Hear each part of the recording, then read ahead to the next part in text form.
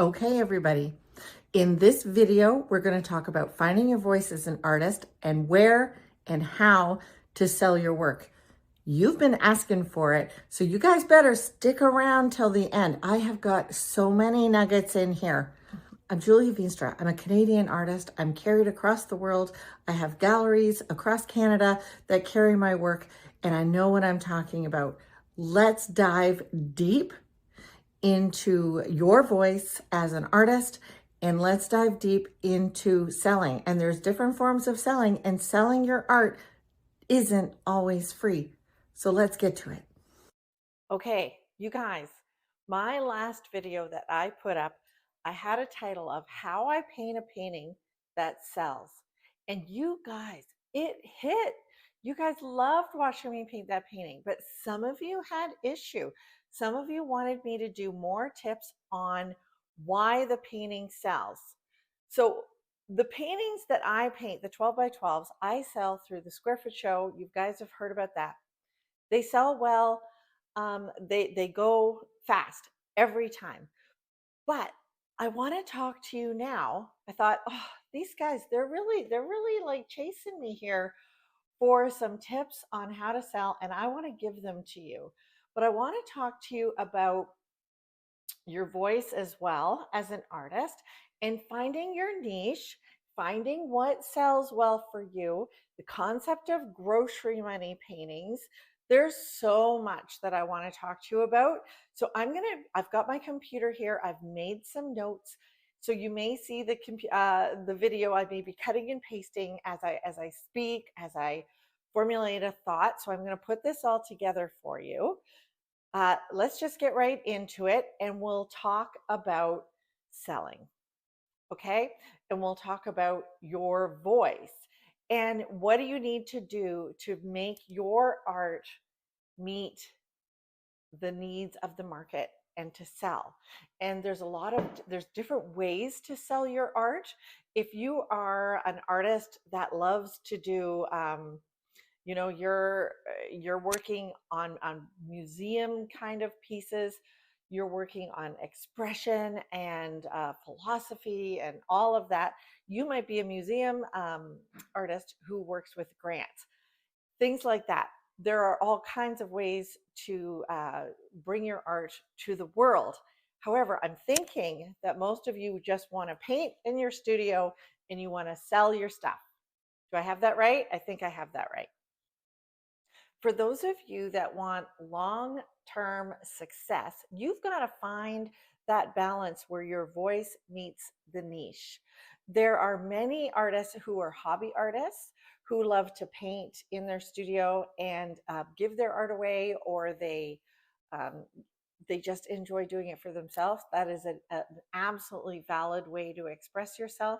But for those of you that want to sell, you've got to get your voice into your niche, and you've got to find what part of your voice is meeting that market need. So let's talk a little bit about your voice. So when you're in a conversation, and that's what you want a conversation with your client, you want with your collector, you want for you to say something and for them to feel something and to receive that and maybe speak back to you a little bit. You don't need, as an artist, to give them all of your voice.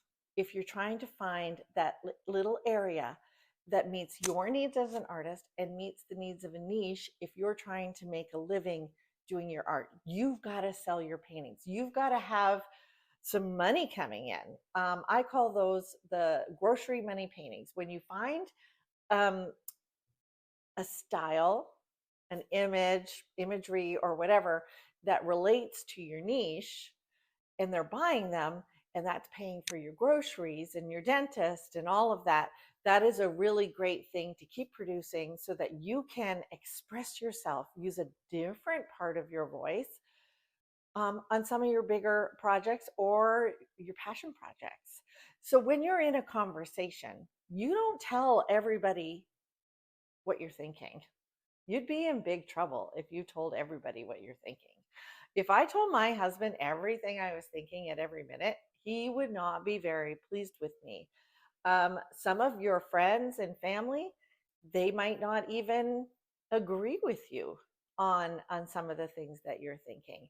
So when it comes to marketing, you want to find that part of your voice that connects, that starts a conversation that you can explore, and it's still you. You've not, you're not pandering to a client by just saying, oh, I'm just going to paint, everybody likes these sunsets, I'm just going to paint the sunsets for forever, even though I hate sunsets. Don't do that. Figure out this thread of things that you love. Figure out what it is that you love to do that the customers love to buy. I had an example that I thought of, and it may be funny to you, but here goes. Here goes. I am an artist who loves to paint bananas. I know this sounds strange, but I love to paint bananas. There's something about a banana that I love.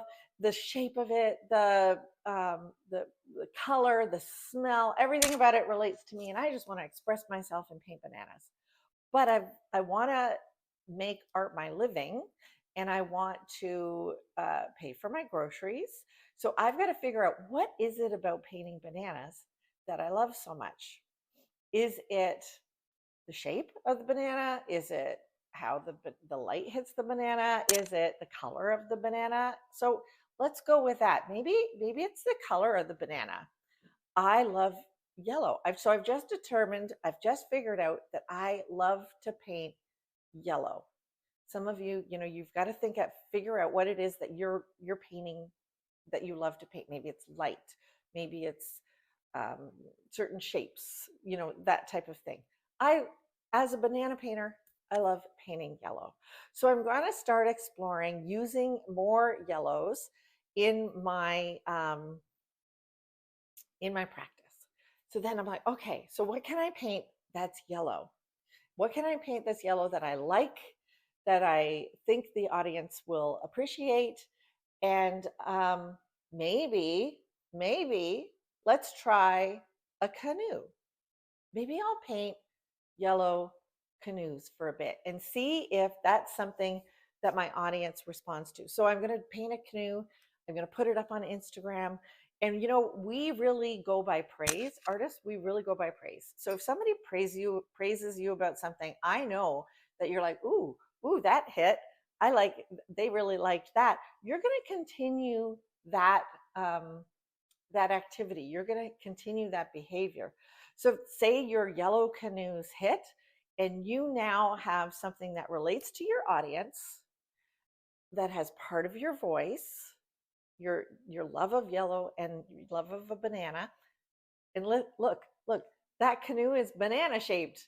Look, we've done it. We've figured out a little niche that we can express ourselves and have our voice.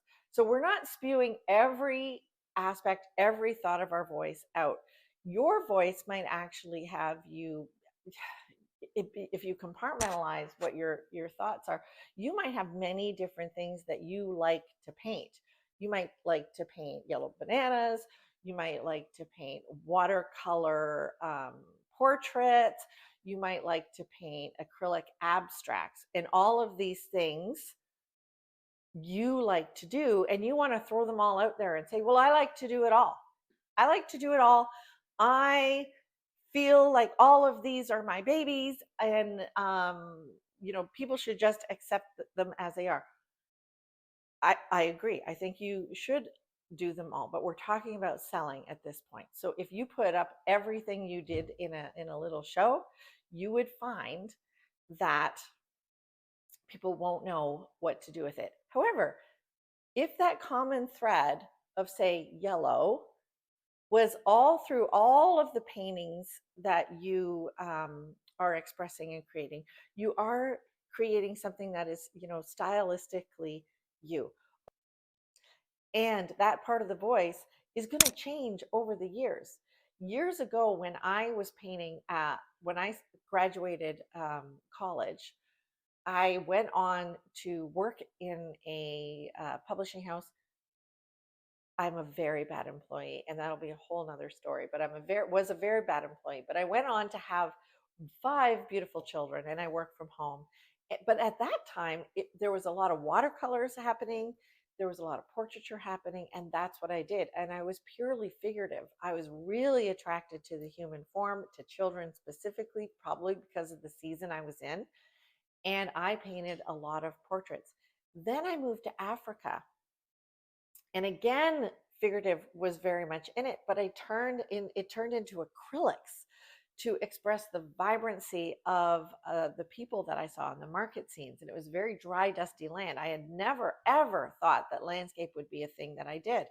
But then we came back to Canada, and I found that painting trees and painting the colors of Canada and all our 4 seasons are what grabbed me. And here's the tip: I painted a tree. It was a pretty good tree, and somebody really loved it. They bought it right away. But then before it was bought, somebody said, "Can you paint me a tree?" And another person commissioned me to do a very large tree in this style. And man, oh man, that was the beginning. And it was my expression, my voice grew into something that I could express myself, and trees became the muse. I hope you're getting that. I hope you're getting it. Okay. Oh, I had another example that I wanted to give you. Let's say, and this is concerning your voice. Let's say you own 8 colors. You own 8 paint colors, and you put them all on your palette. You are allowed to use as little of one color and as much as another color as you want. You are not selling out by using predominantly yellow and less red or less blue. It is part of your voice. It is part of the palette. And you are not selling out on the colors by expressing yourself with a limited palette. Does that make sense? I hope that makes sense. So basically what I'm trying to say is, as you're developing your style, your niche, you've got to find the underlying thread that runs through all the different things that you like to do. And then when you need to try to hit on something that your customer of the clientele is going to like, and then you build that. The underlying thread that was running through my entire career was color.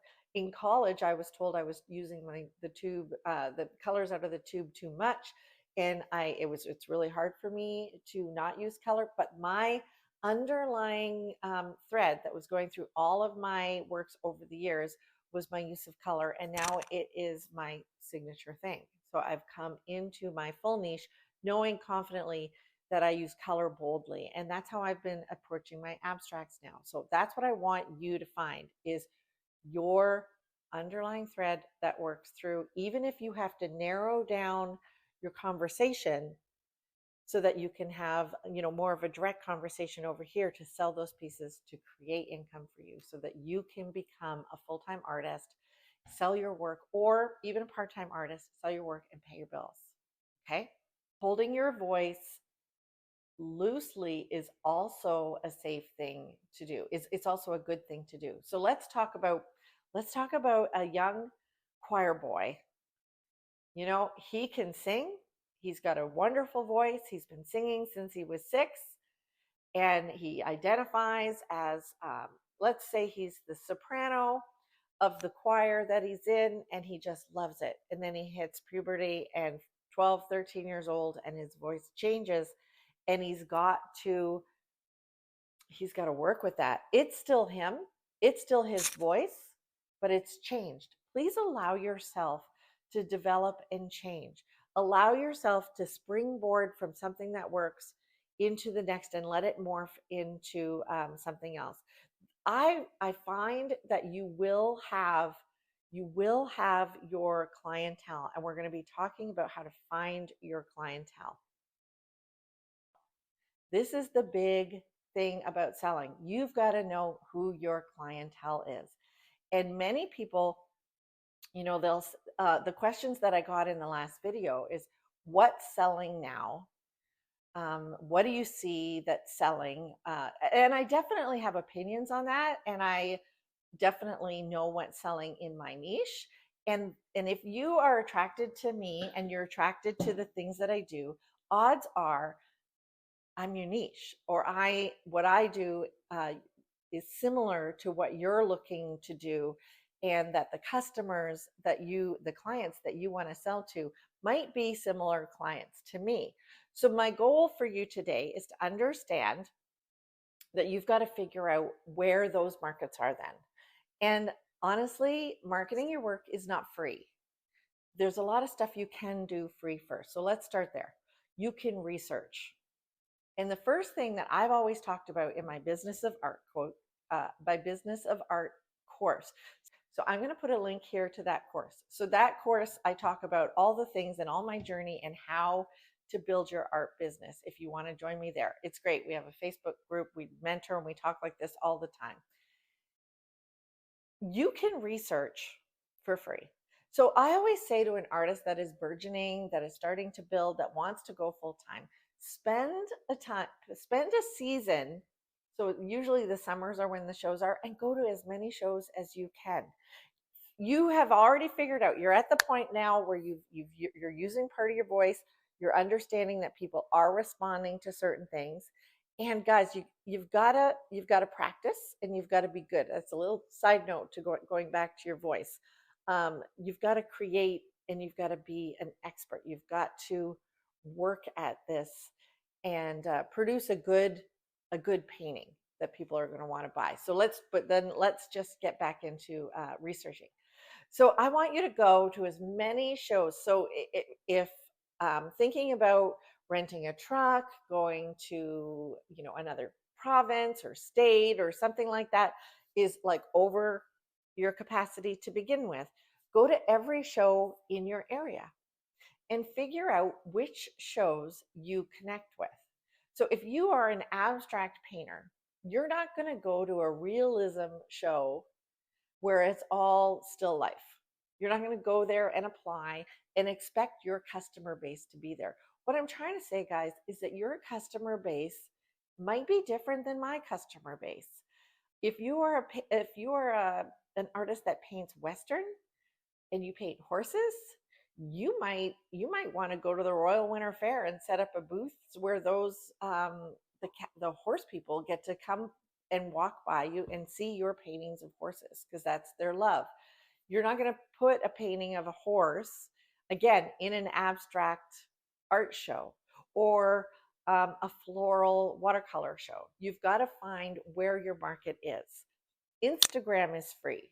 You can start putting up, and I've got all sorts of rules for, not really rules, tips for how to have a great Instagram feed.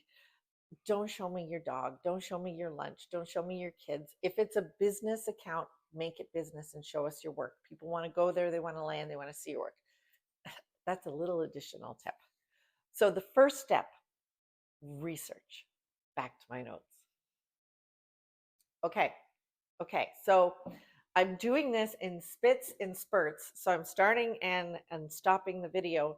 So I'm hoping that when I edit it, I can get it all together in a logical thing. So we're back at you going places to see where you fit. I want you to go to shows. I want you to go to galleries. So if your dream is to become a gallery artist, you've got to find the gallery that fits. I find that a curator tends to curate in like and has a certain kind of aesthetic. And if you find that there's a gallery that you just love everything in that gallery, you would buy anything from that gallery, that might be the direction of what it is that you're wanting to paint and express yourself. And this is your club. This is the group of collectors that you're going to want to reach out to. So again, if you are following me and you seem to like, my style, and that's why it stopped you, I'm going to suggest a few things. Okay. And I run something called the Square Foot Show. And yes, I am kind of advertising this to you, and I'd love for you to go there and support it. But what I want you to do we've curated in these artists. Like, we've had thousands of applications, and we've curated in with a jury who kind of are like, who understand what we're doing at Square Foot Show, and who our clientele is. They understand who our clientele is. We've curated in these artists. I want you to go to Square Foot Show on Instagram specifically, because squarefootshow.com is going to show you when the shows are and stuff. We don't have a backlog of, the artists shows that have been in there, although it's something I want to think about, talk to my team. Side note. But you can go to Instagram and you can scroll infinitely at this point and see the artists that we have curated in. Then, so take note of the next show and go watch the show. Go find when the next Square Foot show is. In this video, I'm not going to give you a date because it could be, you could be watching this at any point. Go watch the show and see who's selling out. Who's selling out fast, who's selling out first, and just kind of watch that, and you're going to gravitate to that. Now, I don't want you, this is the thing, I don't want you to copy anybody, but emulating something and finding the imagery or the compositions of something that you love is great. I would say, if you're an abstract painter, I would go to Pinterest and pin everything that stops me. And that's what I want you to do with, say, Square Foot Show. Like everything that stops you, and you're going to understand how what your niche is. And I keep getting back to what your niche is, even though we've already talked about it, and now you just want to know about selling. So that's fine. I want to give you a little bit of information that I find interesting. Did you know that it was in the 19th century when art really became something that people bought? But interestingly, then too, the majority of art that was purchased was commissioned. So artists were commissioned for decorative works, they were commissioned for portraits, obviously churches, because you've seen that all around Europe. It wasn't until the early 40s and 50s that art as pure expression of the artist became a thing. So it has been less than 100 years where we have been buying art just to put in our homes because we liked what the artist did, versus a commission, and ordering something specific. I mean, commissions are still done, we do them, but you know what I mean. So it's been less than 100 years where artists have been expressing themselves. So this is where I want you to realize that it hasn't been all of eternity that artists have just had this desire to express this particular thing and that the world has been responding to it. It's only been in the last 100 years. And I love it. I always wondered, who was the first person to just say, "Ooh, I like that, and I will trade this thing, money, for this experience of you," which is basically what people are doing. And you're not selling your work, guys. Here's the tip. You're not trading your art for money. People are paying for something of you. You are trading a part of you. You're giving them that part of the conversation, and they're giving you that money back in return as a conversation. And in turn, you're going to tell them something else next time. That's how you get multiple collectors. They just want to keep hearing what you have to say. Marketing your art is not free. You can use some free things. You can use Instagram. You can use social media, Facebook. You don't have to pay for ads to just show your work. This is where I want to talk to you about using free sites. So like I said, Instagram is free, Facebook is free, but you really should develop a website at this point if you're serious about selling. People need to be able to see you over and over and over. They say 7 times before they think that you're credible. They want to be able to go from your Instagram to your website to see what you have. So you're going to want to either hire someone to do your website or learn how to do your own basic website. So those are marketing tools that you need to back up everything else. You might need to print out cards. You might need to print out flyers that you can hand out at events when you go. Those are all little tiny tips I'm inserting right here. have gone to all the shows in your area and you've discovered some shows that you're like, ooh, these are lovely, you can start applying. You apply to those shows. There's probably an application process. There'll be a fee. There'll be um, there'll be recommendations on how to submit your work, pixels and things like that. I have a video about how Square Foot Show does theirs. You can go watch that. And you're going to apply. You're going to apply for the fee. Some of the shows get increasingly more expensive. I've done the artist project that's in Toronto. The average booth by the time I'm finished is $6,000. I've done the one of a kind show in Toronto. I did that for 5 years. I spent $8,000 just to be in that show, to build my booth, to get my lighting, to get all that. You don't have to jump there. You can start at the smaller shows, but it's going to cost you. It's going to cost you $100 a table or whatever. You've got to buy um, you've got to buy your racks and things like that. And that's another thing that I want you to look at when you are at the shows that you're attending. How are people hanging them? When it's a big just jumble, people don't know where to look. See how artists are hanging, take note, even ask them, right? Artists who don't gatekeep are great information. And that's what I hope that you get from me, that I don't gatekeep and I want to tell you everything. I love when you ask questions. So like and subscribe, ask me questions, and I can compile and create new videos for you. All right. So the basic things I want you to do about selling. And here's a story that I have about how I came to my price point too, because a lot of you are going to ask me about price point, and I think that's just a lot to get into at this point. And I think I do have a video about price point, but I don't remember where it is. But when I first started doing shows, my 12 by 12s were about $50, and they got snatched up because I had come, like I said, I had come to a point where I enjoyed and knew what people liked about my work, and they got snatched up.